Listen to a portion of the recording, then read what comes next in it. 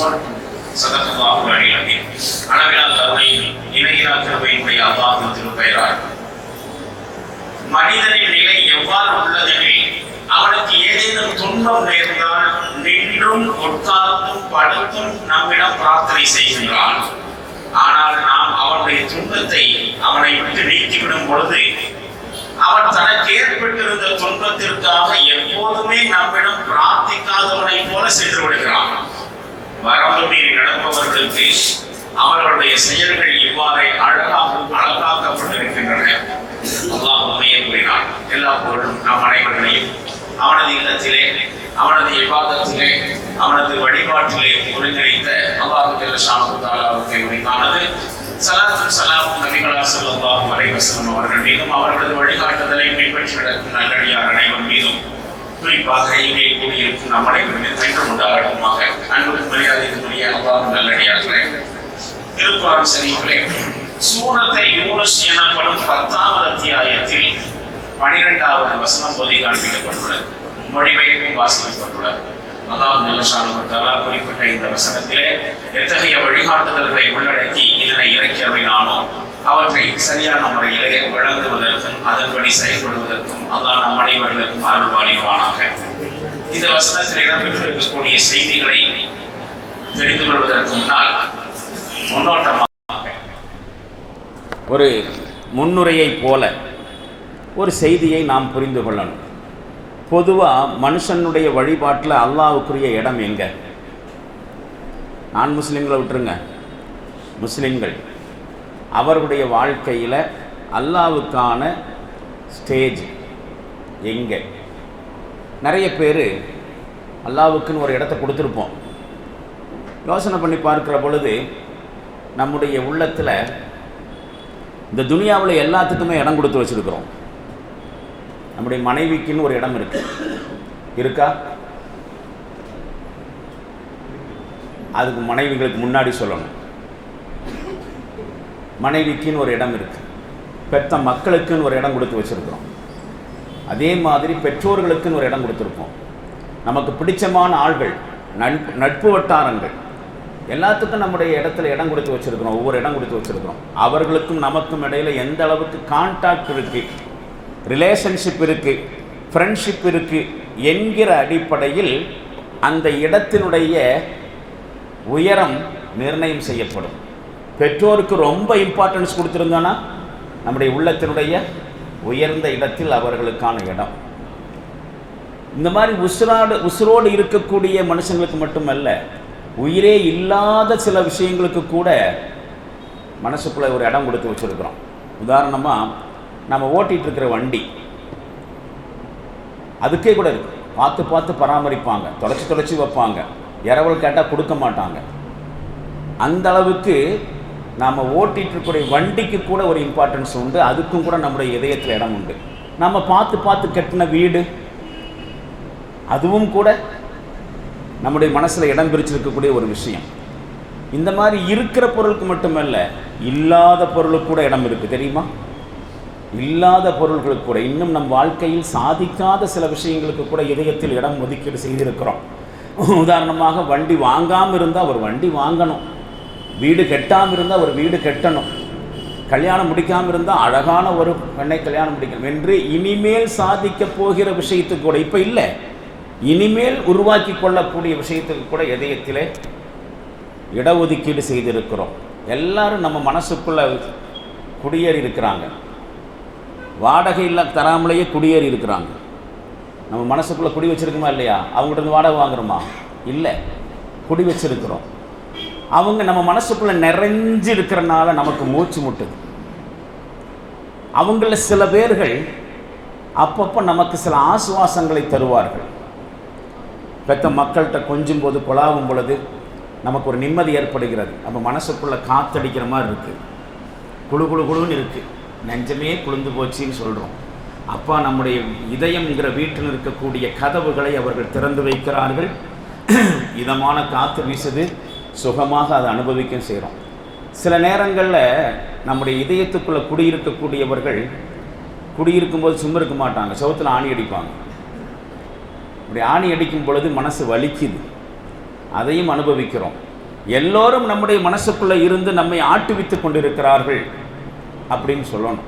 ஏன் அப்படி சொல்லப்படுதுன்னு சொன்னால், நம்முடைய வாழ்க்கையை கொஞ்சம் ஆழமாக தனிமையில் உட்கார்ந்து யோசனை பண்ணி பாருங்கள்.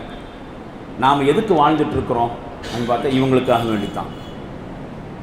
பெற்றோர்களுக்காக, பெற்றெடுத்த பிள்ளைகளுக்காக, கட்டிய மனைவிக்காக, குடும்பத்துக்காக.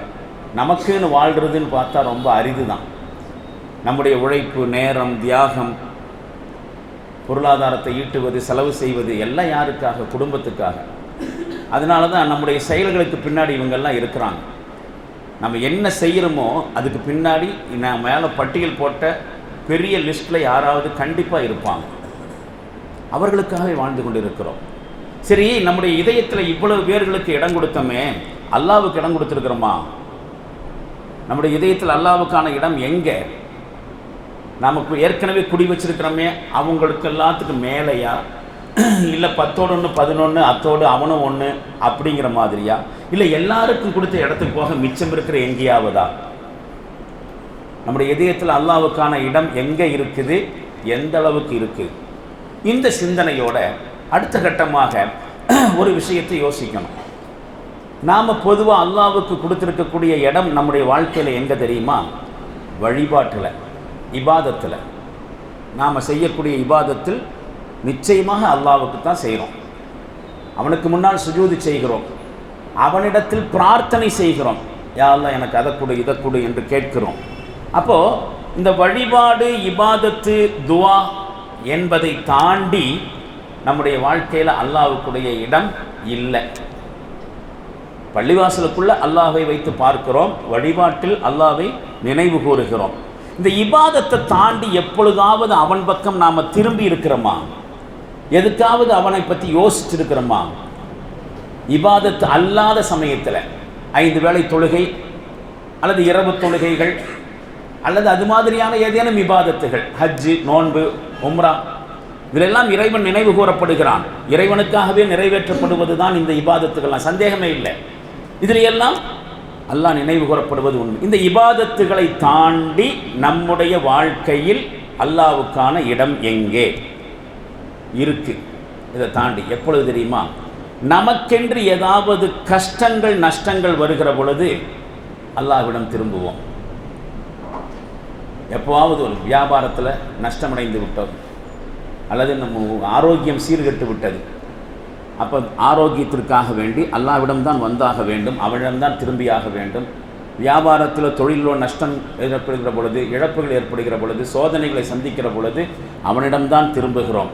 அப்போ வழிபாடுகளை தாண்டி அடுத்த கட்டமாக அவனை நினைத்து பார்ப்பதும் அவன் பக்கம் திரும்புவதும் நமக்கு கஷ்டங்களும் சோதனைகளும் வருகிற சமயத்தில். இதை தாண்டி நம்முடைய வாழ்க்கையில் அவனுக்கு பெருசாக எந்த இம்பார்ட்டன்ஸும் இல்லை. பிரச்சனைகள் என்று வருகிற சமயத்தில் அவனிடத்தில் வேண்டுவதை தாண்டி வேறு தளங்களில் அல்லாஹ்வுக்கான இடம் பொதுவாக கேள்விக்குறியாகத்தான் இருந்து கொண்டிருக்கிறது. சுருக்கமாக சொன்னால், மனுஷ வாழ்க்கையில் இறைவன் அவ்வப்பொழுது தேவைப்படுபவன் மட்டுமே. எப்போவெல்லாம் நமக்கு அவன் தேவைப்படுறானோ அப்பொழுது அவனை நினைத்து பார்ப்போம். அவ்வப்பொழுது தேவைப்படுபவன். இன்னும் கொஞ்சம் பச்சையாக எளிமையான வார்த்தையில் சொல்வந்தால், இறைவனுக்குண்டான இடம் ஊறுகாய்க்குரிய இடம். சாப்பாட்டில் ஊறுகாய்க்கான இடம் எது? சாப்பாட்டை வயிற்று நிறைய ஊறுகாயை வயிறு நிறைய சாப்பிடுவானா எவனாவது? ஊறுகாயை வயிறு நிறைய சாப்பிடுவானா? எதுக்காக வேண்டி சாப்பிடுவான் ஊறுகாயை?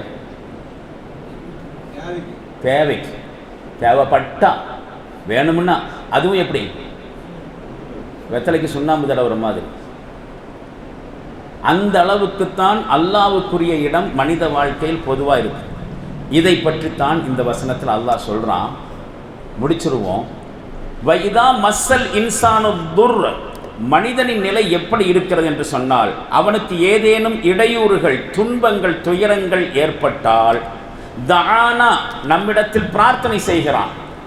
எப்படி பிரார்த்தனை செய்கிறான்? லி ஜன்பிஹி, படுத்து கொண்டும், அவ் காயிதன், உட்கார்ந்து கொண்டும், அவ் காயிமன், நின்று கொண்டும் பிரார்த்தனை செய்கிறான். எப்படியெல்லாம் பிரார்த்தனை செய்ய முடியுமோ அப்படியெல்லாம். வந்தால் ஒரேடியாக வந்துடுவான் நம்மள்கிட்ட. அவனுக்கென்று ஒரு பிரச்சனை ஏற்பட்டால் நம்மிடம்தான் வருகிறான். நின்று துவா செய்கிறான், உட்கார்ந்து துவா செய்கிறான், படுத்தும் கூட துவா செய்கிறான். பலம்மா கஷப்னா அன்ஹு துர்ரஹு, அவனுடைய அந்த பிரார்த்தனையை கேட்டு நம்முடைய கருணையின் அடிப்படையில் அவனுடைய துன்பத்தை அவனை விட்டு நாம் நீக்கிவிட்டோம் என்று சொன்னால், கஷ்ட நஷ்டம் போயிருச்சுன்னு சொன்னால், மர்ற காலம் எதோனா இலா நூறி மஸ்ஸஹு, தனக்கு ஏற்பட்ட துன்பத்திற்காக துயரத்திற்காக நம்மிடத்தில் பிரார்த்தனையே செய்யாத மாதிரி திரும்பி போகிறான், கண்டுக்காம மாதிரி போகிறான். அதுக்கு முன்னாடி கஷ்ட நஷ்டம் ஏற்பட்ட பொழுது நம்மிடத்திலேயே நெருக்கமாக வந்து கேட்டால், துன்பத்தை நீக்கிவிட்டால் நம்மை மறந்து விடுகிறான். எந்த அளவுக்கு மறந்து விடுகிறான்? என்னமோ இதுக்கு முன்னாடி நம்மள்கிட்ட அவன் துவாவே கேட்காத மாதிரி, அவன் கஷ்டத்தை கொண்டு வந்து நம்மள்கிட்ட சொல்லாத மாதிரி, கஷ்டத்தை வரும்போது கொட்டுன்னு கொட்டுறான் நம்மள்கிட்ட கஷ்டத்தை. நீக்கிவிட்டால் அந்த கஷ்டத்தை நீக்கிறதுக்கு ஒருபோதும் நம்மிடத்தில் பிரார்த்தனை செய்யாததை போல அவன் கடந்து செல்கின்றான். கதாலிக்க ஜுய்யினலில் முஸ்ரிஃபின மாக்கானு யஅமலூன், வீணாகி விட்டவர்களுடைய செயல்களை இப்படித்தான் நாம் அவர்களுக்கு அழகாக்கி காட்டி கொண்டிருக்கிறோம். இது அவங்களுக்கு ரொம்ப நல்லதுன்னு நினச்சிட்டு இருக்கிறாங்க.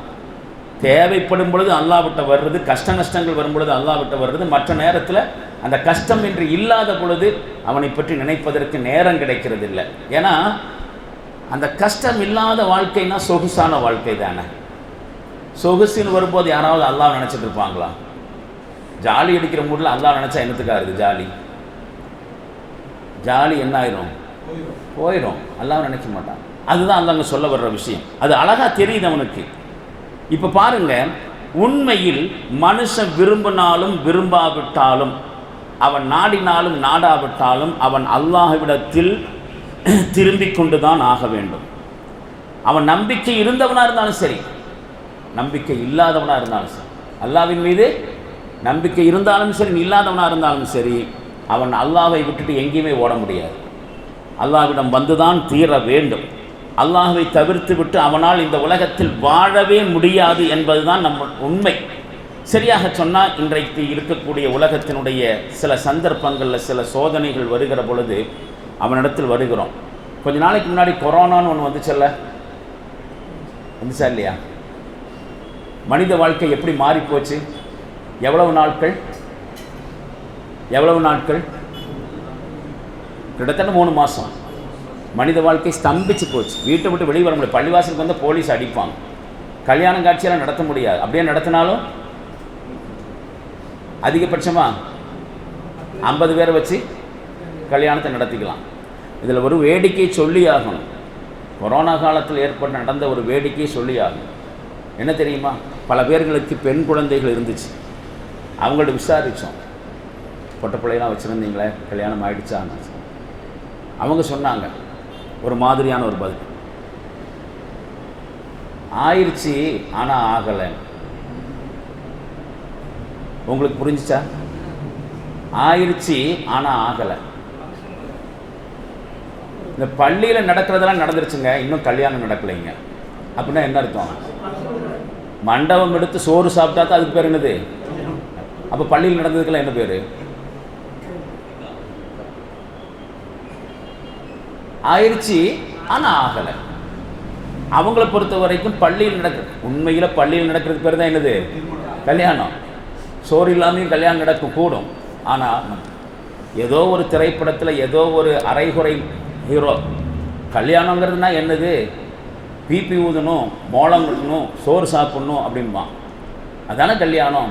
அதே மாதிரி நம்முடைய முஸ்லீம் சமுதாயத்திலையும் சோறு திங்கிறது தான் கல்யாணம் ஆகிப்போச்சு. சரியா?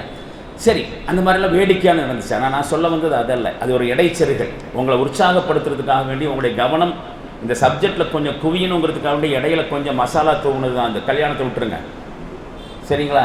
அதெல்லாம் சப்ஜெக்டு. கொரோனா காலத்தில் மனுஷ வாழ்க்கை எப்படி ஸ்தம்பிச்சு போச்சு? எந்த வேலையும் செய்ய முடியலை, சம்பாதிக்க முடியாது, வெளியே போக முடியாது, நார்மலாக இருக்க முடியல. பெரிய சிரமத்தை எல்லா மனிதரும் அனுபவிச்சார்கள்.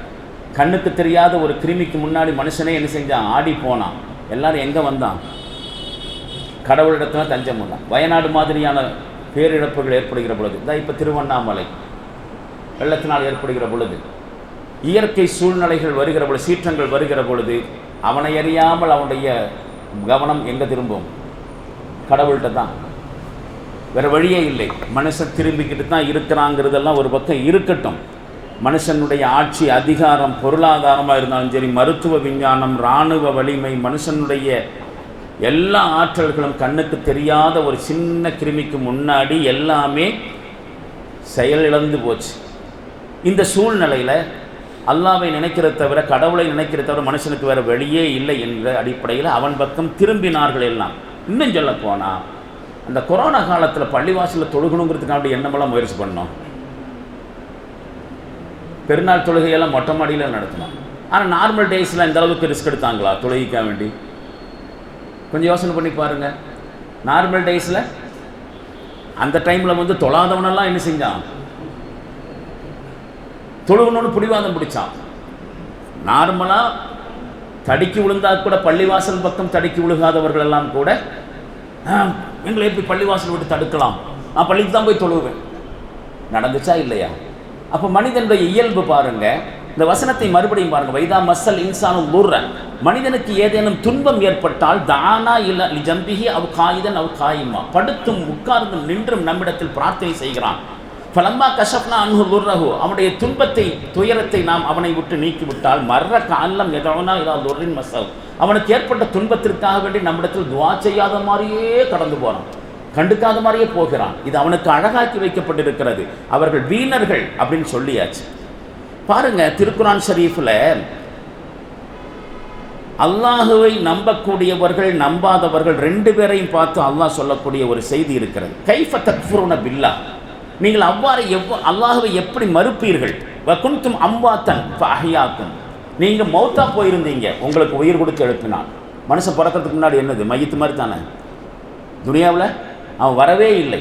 வராத பொழுது உங்களுக்கு உயிர் கொடுத்து அவனை எழுப்பினான். சும்மை யுமீத்துக்கும், பிறகு மீண்டும் உங்களை மரணிக்க செய்கிறான். சும்மை யுஹையிக்கும், மீண்டும் உங்களுக்கு உயிர் கொடுப்பான். ஃபஸ்ட்டு நீங்கள் இல்லாமையே இருந்தீங்க, உயிர் கொடுத்து எழுப்பினான்.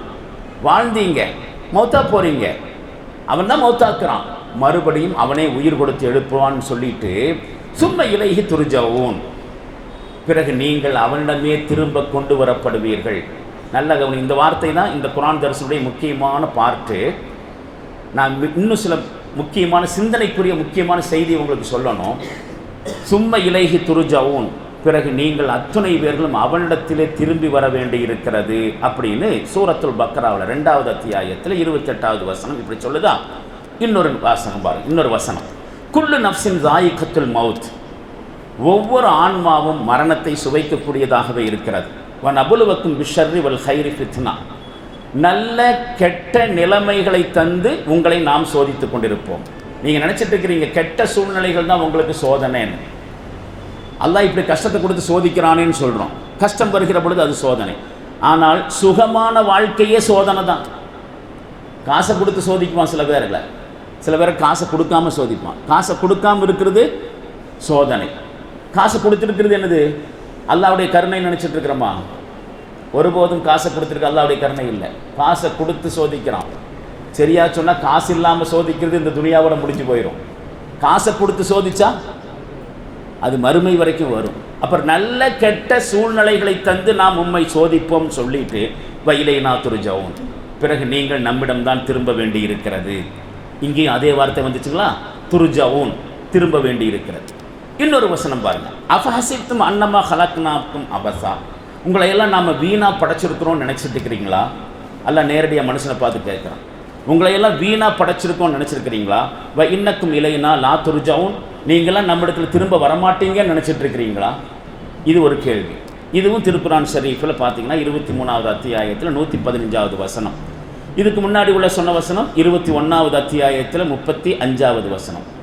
எல்லா வசனத்திலையும் கடைசியிலையும் எங்கிட்ட தான் வர வேண்டியிருக்கு, எங்கிட்ட தான் திரும்ப வேண்டியிருக்கு, நீங்கள் எங்கிட்ட தான் வருவீங்க. நாம் இப்படியே வருதா? இனி இன்னொரு வசனத்தையும் பார்த்துருவோம். வலா தது அல்லாஹ் இலாஹன் ஆஹர், அல்லாஹ்வுடன் சேர்த்து வேறு யாரையும் நீங்கள் பிரார்த்தனை செய்து அழைக்காதீர்கள். அல்லாஹ்வோட சேர்த்து வேறு யாரிடத்திலும் உங்களுடைய தேவைகளுக்காக பிரார்த்தனை செய்யாதீர்கள். லா இலாஹ இல்லாஹுவ, வணக்கத்திற்குரிய இறைவன் அல்லாஹ்வை தவிர வேறு யாரும் இல்லை. குல்லு ஷைஇன் ஹாலிகுன் இல்லா வஜ்ஹு, அல்லாஹ்வை தவிர ஒவ்வொரு பொருளும் அழிந்து போய்விடும்.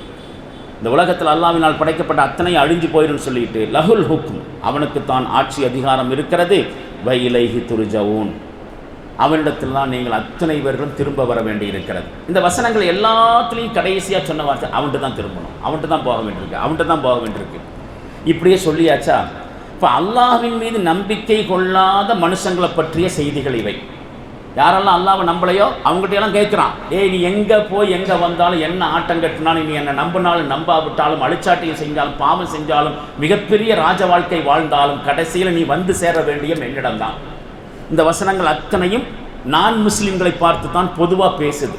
பொதுவாக எல்லா இடத்துலையும் பாருங்க, பொதுவாக ஈமான் கொள்ளாத மனுஷனும் கூட மரணம் அடைவதை செத்து போவதைத்தான் அல்லாஹ்விடம் திரும்புவது அப்படின்னு நினச்சிட்டு இருக்கிறான். கரெக்டா? செத்து போகும்போது எங்கே போயிட்டான் அவன் அப்படின்னு நினச்சிட்டு இருக்கிறான். உதாரணம் பார்க்கலாமா? ஒரு ஆள் இறந்துட்டாருன்னு சொன்னால் பேப்பரில் நியூஸ் கொடுக்கும் பொழுது இறைவனடி சேர்ந்தார். கரெக்டா? அதே மாதிரி சொர்க்க பதவி அடைந்தார். சொர்க்கத்துக்கு போயிட்டாரா? தெரியாது. ஆனால் இறைவன் சிவனடி பாதம் தஞ்சமடைந்தார். நான் முஸ்லீம்கள் ஜனாசாவை தூக்கிட்டு போகிற வண்டிக்கு என்ன பேர்?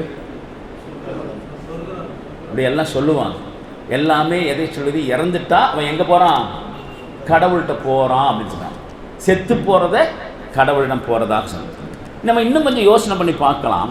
ஒரு ஆள் இறந்து விடுகிற சமயத்தில் முஸ்லீம்களும் கூட இஸ்லாத்தினுடைய மரபின் அடிப்படையில் கலாச்சாரத்தின் அடிப்படையில் ஒரு வார்த்தையை மறக்காமல் சொல்லுவாங்க.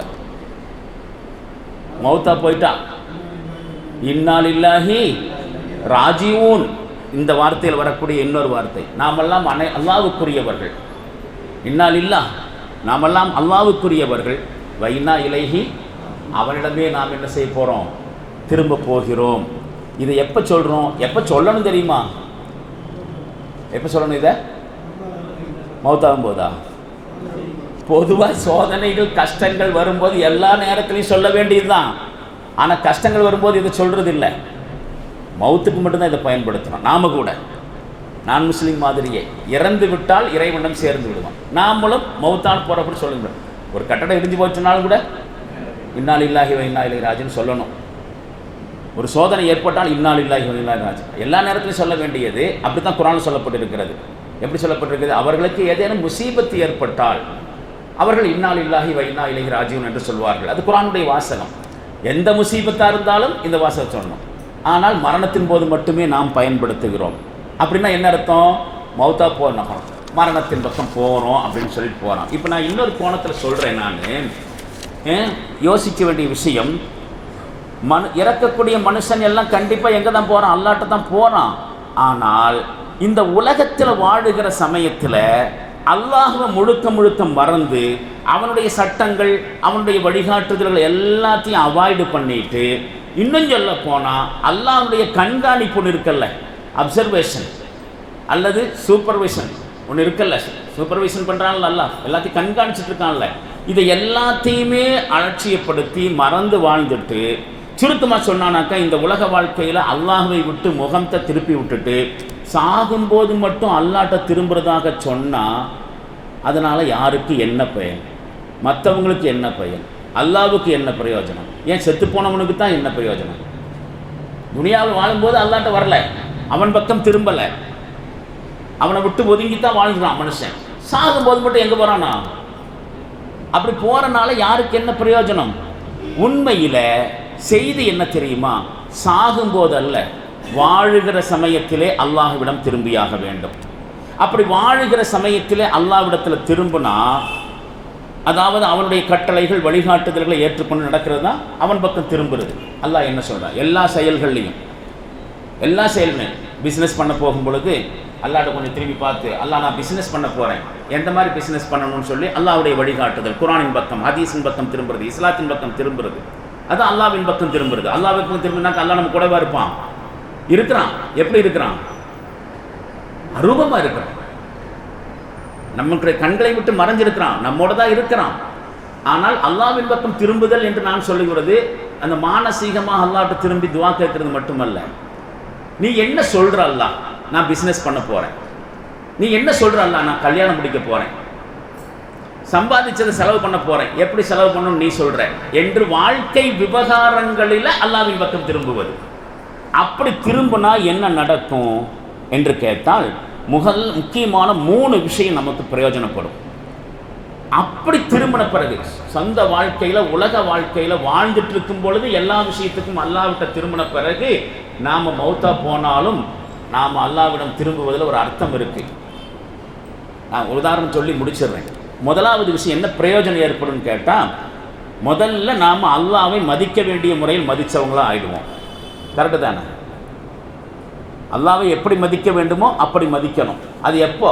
அவன் சொல்கிற மாதிரி கேட்கும் பொழுது.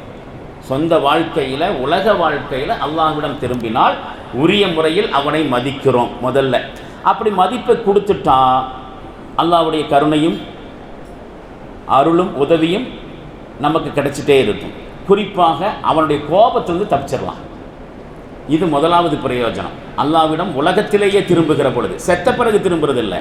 செத்த பிறகு நீங்கள் சொன்னாலும் சொல்லாவிட்டாலும் அங்கே தான் போகிறோம். துனியாவில் அல்லாஹ்வின் பக்கம் திரும்பினால் அவனுடைய அன்பும் கருணையும் கிடைக்கிறது. குறிப்பாக அவனுடைய கோபத்திலிருந்து தப்பிக்கிறோம். இது முதல் விஷயம். ரெண்டாவது விஷயமாக, அல்லாஹ்வுடைய வழிகாட்டுதல் அடிப்படையில் நாம் வாழுகிற சமயத்தில் மனுஷ உரிமைகள் பாதுகாக்கப்படும். மனுஷன் என்ன அமைதி நிம்மதி கேட்குறானோ எதிர்பார்க்குறானோ அது அல்லாஹ் சொன்ன மாதிரி நடக்கும்போது தான் நம்ம உரிமைகள் மற்றவர்களால் பாதுகாக்கப்படும், மற்றவருடைய உரிமைகள் நம்மளால் பாதுகாக்கப்படும். உதாரணமாக, நான் உங்கள் பாக்கெட்லேருந்து பிட் பாக்கெட் அடிக்காமல் இருக்கணும்னு சொன்னால், உங்கள் அமௌண்ட்டு எங்கிட்டேருந்து பாதுகாப்பாக இருக்கணும்னு சொன்னால் எங்கிட்ட என்ன இருக்கணும்? என்ன இருந்தால் உங்கள் அமௌண்ட்டு பாதுகாப்பாக இருக்கும்? எங்கிட்ட இறையச்சம், அல்லாஹ்வை பற்றிய பயம். அல்லாஹ்வை நான் எப்படி மதிக்கணுமோ அப்படி மதித்தா அவன் பக்கம் வாழ்க்கையில் திரும்ப இல்லை. இது அந்தாளுடைய காசு. அந்தாளுடைய காசை நான் எடுத்தானாக்கா இதுக்கு அல்லாஹ்ட்ட நான் பதில் சொல்லணும். அப்படின்னு நான் அல்லாஹ்வின் பக்கம் திரும்பும் பொழுது யாருடைய உரிமை பாதுகாக்கப்படுது? சக மனுஷனுடைய உரிமை பாதுகாக்கப்படுது. அதைத்தான் இந்த உலகம் எதிர்பார்க்குது. உலகம் எல்லாரிடமும் நிம்மதியாக இருக்கணும், அமைதியாக இருக்கணும். யாரையும் அநியாயம் பண்ணக்கூடாது, அக்கிரமம் செய்யக்கூடாது, எவருடைய உரிமை பறிக்கக்கூடாது. ஒரே வழி அல்லாஹ்வின் பக்கம் மனுஷன் திரும்புறது தவிர வேறு வழி இல்லை. இந்த உலகத்தில் என்ன சட்டம் வேணாலும் இருக்கட்டும், என்ன ஜெயில் இருக்கட்டும், என்ன போலீஸ் இருக்கட்டும், என்ன வக்கீல் இருக்கட்டும், மனுஷன் தப்பு பண்ண தான் செய்வான். மனுஷன் தப்பு பண்ணாமல் இருக்கிறதுக்கான ஒரே வழி இறை நம்பிக்கை, தக்குவா. அது இல்லைனாக்கா மனுஷன் எப்படி வேணாலும் திருடுவான், என்ன வேணாலும் செய்வான், என்ன அக்கிரமத்தை வேணாலும் செய்வான். இதெல்லாம் இஸ்லாம் சொல்லக்கூடிய இறைவனின் பக்கம் திரும்புவதனுடைய ரெண்டாவது பலன். மூணாவதாக, இறப்பின் மூலமாக மௌத்தின் மூலமாக அல்லாஹ்விடத்தில் திரும்பக்கூடிய மனுஷனுக்கும் அல்லாஹ்விடம் அவனுடைய வாழ்க்கைக்கான அங்கீகாரம் கிடைக்குது. நீ துனியாவில் வாழ்ந்ததை நான் அக்செப்ட் பண்ணிக்கிட்டேன். எப்போ? உலகத்தில் வாழ்ந்துட்டு இருக்கும்போது அல்லாஹ்வின் பக்கம் திரும்பினால், அல்லாஹ்வின் பக்கம் திரும்புகிற பொழுது அல்லாஹ் அந்த வாழ்க்கையை என்ன செய்கிறான்? ஏற்றுக்கொள்கிறான். துனியாவில் உன்னை எதுக்கு படைச்சனோ அந்த வேலையை நீ பர்ஃபெக்டாக செஞ்ச, உருப்படியாக செஞ்ச, உன்னுடைய வாழ்க்கையை நான் ஏற்றுக்கொண்டு விட்டேன், நீ இஸ்லாமிய மயமாக வாழ்ந்ததை நான் அக்செப்ட் பண்ணினேன் என்று சொல்லி அல்லாஹ்வுடைய அங்கீகாரம் கிடைக்கிற சமயத்தில் அவனுடைய திருப்தி கிடைக்கும். இறை திருப்தி அப்படிங்கிறது எங்கே கொண்டு போய் விடும்? எங்கே கொண்டு போய் விடும்? சொர்க்கத்தில் கொண்டு போய் சேர்த்து. இது ஒரு யதார்த்தம். இந்த ஒரு 3 விஷயங்கள் நாம் உலகத்தில் வாழ்கிற சமயத்திலே அல்லாஹ்வின் பக்கம் திரும்பணும். மௌத்தான பிறகு அல்லாஹ்விடத்தில் திரும்புறதுங்கிறது அது ஒரு பெரிய விஷயம் இல்லை. நாம் திரும்பினாலும் திரும்பாட்டாலும் மனுஷங்கள் இன்னா லில்லாஹி வ இன்னா இலைஹி ராஜிஊன் சொன்னாலும் எங்கே தான்? இப்போ கடைசியாக ஒரு செய்தி சொல்லுவோம்.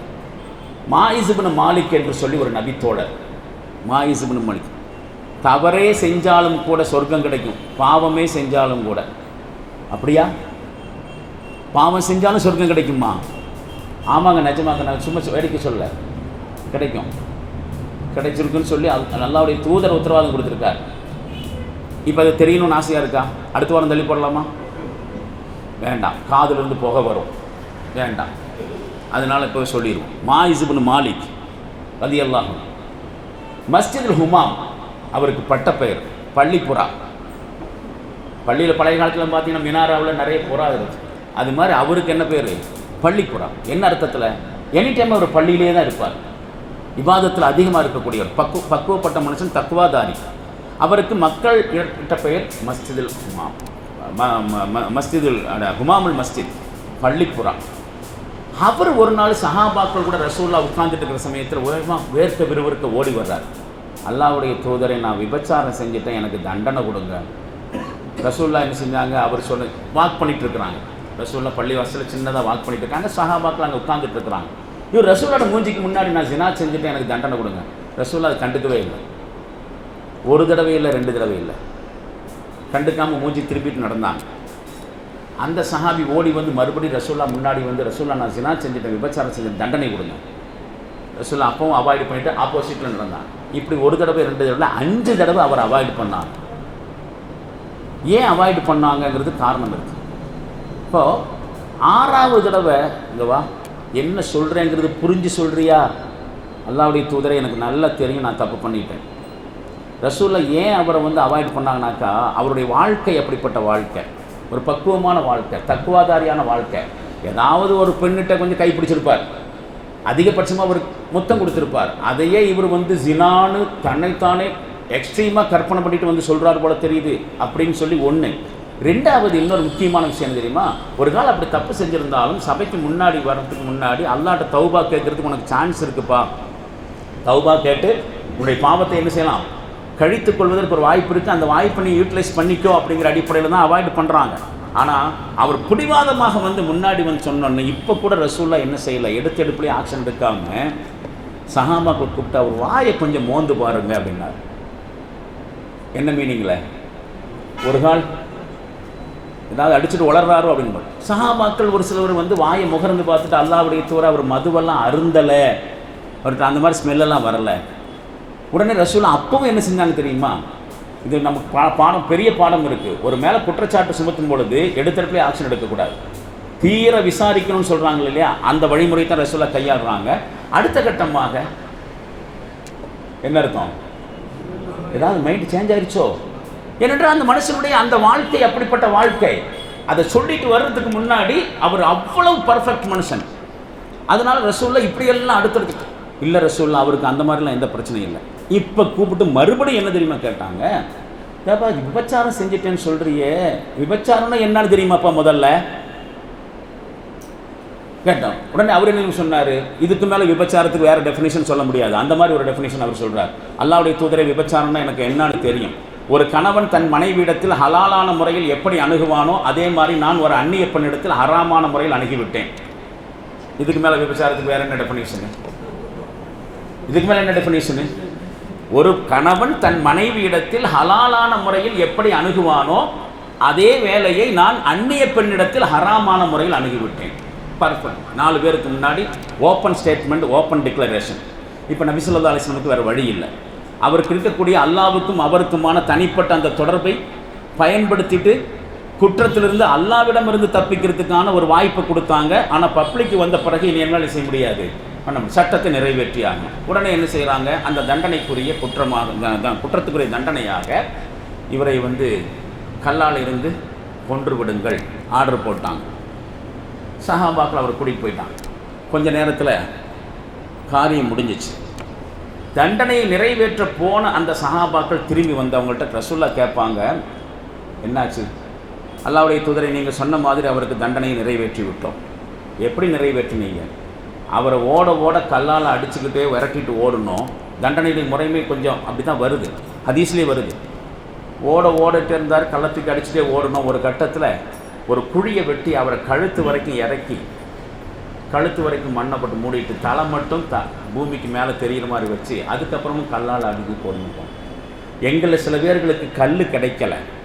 ஒருத்தர் கையில் கிடைச்சது ஒட்டகத்துடைய தாடை எலும்பு ஒன்று கிடந்துச்சு. பார்த்தா அது ஒட்டகத்துடைய தாடை எலும்பு. அதை எடுத்து வீசினார்.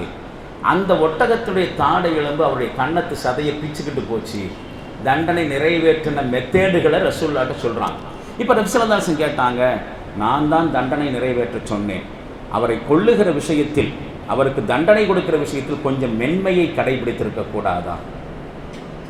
இந்த வாசகம் நமக்கு 2 சிந்தனையை தருது. இந்த ரசூலுல்லாஹ்வுடைய இந்த கேள்வி பாருங்கள். நான் தான் கொல்ல சொன்னேன், ஆனாலும் அவரை கொல்லுகிற பொழுது மென்மையை கடைபிடித்திருக்கூடாதுன்னு சொன்னால் அவர் அந்த அளவுக்கு ரசூலுல்லாஹ்வுக்கு என்னவா இருந்தார்? நெருக்கமான சஹாபியாக இருந்தார். ரசூலுல்லாஹ்னாலேயே என்ன செய்ய முடியல, அதை டைஜஸ்ட் பண்ண முடியல, கொஞ்சம் பார்த்து கொண்டிருக்கலாமே. இது ஒரு காரணம். 2வது சிந்தனை என்ன தெரியுமா? அப்படி ரசூலுல்லாஹ்வுக்கே நெருக்கமானவராக இருந்தாலும் தண்டனையிலிருந்து விதிவிலக்கு கிடையாது, அவருக்கும் என்ன செய்யணும். இதுதான் அதிலிருந்து நாம் புரிஞ்சுக்க வேண்டிய விஷயம். இதற்கு பிறகு சஹாபாக்களை கூட்டிகிட்டு ரசூலுல்லாஹ் அப்படியே போகிறாங்க.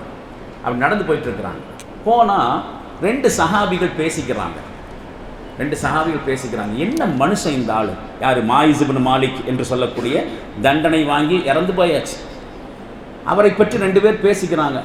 அவருக்கும் அல்லாவுக்கும் இடையில் இருந்த ஒரு வாய்ப்பு அவர் பயன்படுத்தி இருந்தால் தௌபா செய்து தப்பித்திருக்க முடியும். ஆனால் அந்த வாய்ப்பை அவர் பயன்படுத்தாமல் வெளிப்படையாக 4 பேருக்கு முன்னாடி வந்து தான் செஞ்ச தப்பை சொல்லி நாய் கல்லால் அடிபட்டு செத்து போவதை போல செத்து போயிட்டாரே. என்ன வாசகம்? இது ஹதீஸ்லேயே வர்ற வாசகம். நாய் கல்லால் அடிபட்டு செத்து போவதை போல செத்து வேற ஒன்றும் பெருசாக பேசலை.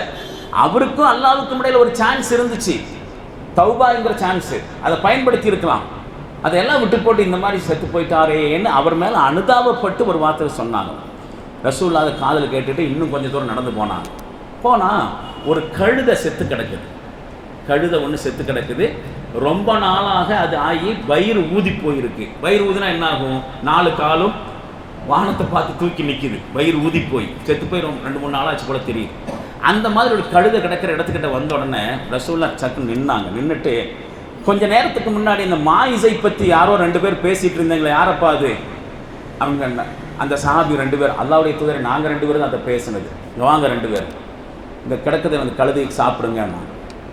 கிடக்கிற கழுதையை சாப்பிடுங்க. அல்லாஹ்வுடைய தூதர், செத்து போன கழுதையவா? வயிறு ஊதி போய் நாற்றம் எடுத்து கொண்டு இருக்கக்கூடிய இந்த கழுதையை சாப்பிட சொல்கிறீங்களே? இப்போ ரசூலுல்லாஹ்வுடைய அடுத்த வாசகம் என்ன இருந்துச்சு தெரியுமா? கொஞ்ச நேரத்துக்கு முன்னாடி உங்களுடைய தோழர்கள் விஷயத்தில் இதைவிட மோசமானதை நீங்கள் சாப்பிட்டீங்களா இல்லையா? கொஞ்ச நேரத்துக்கு முன்னாடி உங்களுடைய தோழர்கள் விஷயத்தில், தோழர் இறந்து போனாரே அந்த தோழர் விஷயத்தில் இதைவிட மோசமானதை சாப்பிட்டீர்கள். என்ன அர்த்தத்தில்? அந்த மீனிங் இருக்கா? இறந்த சகோதரனுடைய பிணத்தை சாப்பிட்றது சமான், புறம் பேசுவது, அந்த மாதிரி எடுத்துட்டு சொன்னாங்க. அவர் செய்த தௌபாவின் காரணத்தினால், நீங்கள் தௌபா செய்யலைன்னு சொல்கிறீங்க, அவர் தௌபா செஞ்சனுடைய அந்த அல்லாவின் பக்கம் திரும்பினா, தௌபானா அல்லாவின் பக்கம் திரும்புறது தானே. தௌபாங்கிற வார்த்தைக்கு என்ன அர்த்தம் தான்? அல்லாவின் பக்கம் திரும்புவது. அவர் அல்லாவின் பக்கம் மன்னிப்பு கேட்டு திரும்பியதனுடைய விளைவாகத்தான் எங்கிட்டே வந்தார். வந்து அல்லாஹ்வுடைய சட்டத்தை தன் மீது தனக்குத்தானே என்ன செஞ்சிட்டாரு? வாங்கிட்டார். அவரு, நான் ஒரு விஷயம் சொல்ல மறந்தேன், அது மறந்ததும் சரியாக பொருந்தி போகுது. ரசூலுல்லாஹ் விசாரிச்சாங்கல்ல அந்த மனுஷனை, அப்படியா இருக்கான்னு. அந்த விசாரணை இன்னும் கொஞ்சம் அழுத்தமாக போச்சு. அவர் கன்ஃபார்மாக தப்பு பண்ணாரா அப்படிங்கிறது தெரிஞ்சுக்கிறதுக்கு ரசூலுல்லாஹ் அதோட நிற்கலை. என்ன தெரியுமா? எப்பா கிணற்றுக்குள் கயிறு கட்டப்பட்ட வாளி இறங்குவதை போலவா? ஆம ரசூலுல்லாஹ். மைக்கூட்டுக்குள் பேனா நுழைவதை போலவா அப்படின்னு கேட்டு கன்ஃபார்ம் பண்ணாங்க. அதோடு சேர்த்து அங்கே இடம்பெற்ற விஷயம் தெரியுமா? சரி தப்பு பண்ணிட்ட, இப்போ எதுக்கு நீ என்கிட்ட வந்த? என்னை தூய்மைப்படுத்த வேண்டும். எப்படி நான் உன்னை தூய்மைப்படுத்த முடியும்? அல்லாஹ் இந்த குற்றத்திற்கு என்ன தண்டனை வைத்திருக்கிறானோ அந்த தண்டனையை என் மீது நடைமுறைப்படுத்தி என்னை தூய்மைப்படுத்துங்கள். நாளை மறுமையில் இந்த குற்றவாளியாக நான் அல்லாஹ்வை சந்திக்க விரும்பவில்லை. அந்த குற்றத்துக்கு துனியாவில் அல்லாஹ் என்ன தண்டனை வச்சிருக்கிறானோ அந்த தண்டனை என் மீது நடைமுறைப்படுத்துங்கள். இங்கேயே என்னை தூய்மைப்படுத்துங்கள். அல்லாஹ்வின் முன்னால் குற்றவாளியாக நிற்பதற்கு நான் வெட்கப்படுகிறேன். இது அல்லாஹ்வின் பக்கம் திரும்பினது இல்லாமல் வேற என்னது? அதைத்தான் நபி ஸல்லல்லாஹு அலைஹி வஸல்லம் அவர்கள் அந்த சஹாபாக்கிட்ட சொல்லி வந்த பிறகு அவர் செய்த தௌபாவின் காரணமாக இப்பொழுது அவர் சொர்க்கத்தின் ஓடையில் நீந்தி கொண்டிருக்கிறார். இப்பொழுது அவர் சொர்க்கத்தினுடைய ஓடையில் நீந்தி கொண்டிருக்கிறார். ஜினாவே செஞ்சாலும் எங்கே போக முடியும்? சொர்க்கத்துக்கு போக முடியும். எப்போ? அல்லாஹ்வின் பக்கம் திரும்புகிற பொழுது. அப்ப செத்த பிறகு இன்னா லில்லாஹி வ இன்னா இலைஹி ராஜிஊன், நாம் எல்லாம் அல்லாஹ்வுக்குரியவர்கள், அல்லாஹ்விடமே திரும்ப வேண்டியவர்களாக இருக்கிறோம் என்று சொல்லுகிற பொழுது மனுஷனுடைய நினைப்பே என்னவா இருக்குன்னு சொன்னா, செத்த பிறகுதான் மனுஷன் அல்லாஹ்ட்ட போறான். உசுரோட இருக்கும் பொழுது அல்லாஹ்விடம் திரும்ப வேண்டும். எல்லா விஷயத்திலும், வாழ்க்கையுடைய எல்லா விவகாரத்திலும் அல்லாஹ் என்ன சொல்றான், அவன் என்ன சொன்ன மாதிரி நான் நடக்கணும் என்று இறைவனிடத்தில் வாழும் பொழுதே திரும்பி விட்டு கடைசியில் அல்லாஹ்விடம் திரும்ப வேண்டும். ஒரு கால் தவறே செய்தாலும் கூட, பாவமே செய்தாலும் எங்கே தான் போகணும்? அல்லாஹ்ட்ட தான் போகணும். நமக்கு வேற வழியே இல்லை. அது அல்லாஹ்விடம் திரும்புதல் என்பதனுடைய முக்கியமான நோக்கம். சாதனை பிறகு இல்லை. இது நமக்கு இந்த வசனம் செய்ய சொல்லக்கூடிய முக்கியமான செய்தி எப்படி சொல்லுகிறது என்பதை மீண்டும் ஒரு தடவை வாசித்து மனசில் பசுமையாக நிறுத்திட்டு இந்த தரிசை நிறைவு செய்யலாம். வைதா மஸ்ஸல் இன்சானு துர், மனிதனுக்கு ஏதேனும் தீங்கு நிலை ஏற்படுகிறது என்று சொன்னால், அவனுக்கு ஏதேனும் துன்பங்கள் நேர்ந்தால், தஆனா நம்மிடத்தில் பிரார்த்தனை செய்கிறான், லி ஜம்பிஹி படுத்துக்கொண்டு, அவ் காயிதன் உட்கார்ந்து கொண்டு, அவ் காயிமன் நின்று கொண்டு பிரார்த்தனை செய்கிறான், யா அல்லாஹ் எங்களுக்கு இந்த கஷ்டத்தை விட்டு நீக்குன்னு சொல்லிட்டு. தொடர்ந்து ஃபலம்மா கஷஃப்னா அன்ஹு துர்ரஹு, அவனுடைய துன்பத்தை நாம் அவனை விட்டு நீக்கி விட்டோம் என்று சொன்னால், இப்ப ஜாலியாயாச்சு, சுகமாயாச்சு. மர்ர கஅல்லம் யதுனா இலா துர்ரி மஸ்ஸஹு, அவனுடைய துன்பத்திற்காக வேண்டி நம்மிடத்தில் பிரார்த்தனையே செய்யாத மாதிரி கண்டுக்காம போகிறானே. நான் உண்மைங்க, இது உடம்பு சரியில்லாமல் படுத்திருக்கும் பொழுது நம்ம முக்கிறதும் முனகிறதும் பெனாத்துறதும் எப்படியெல்லாம் இருக்கு. அதன் பெனாத்தலின் அடிப்படையில், அந்த முனகதின் அடிப்படையில் அல்லாஹ் அல்லாஹ் எங்கே போகிறோம், அல்லாட்ட தான். ஆனால் உடம்பு சரியாயிருச்சுன்னு சொன்னா அந்த மாதிரி அவனுக்கு கேட்ட மாதிரியே நமக்கு ஓர்மை இருக்கா? இல்லைக்கிறது இல்லை.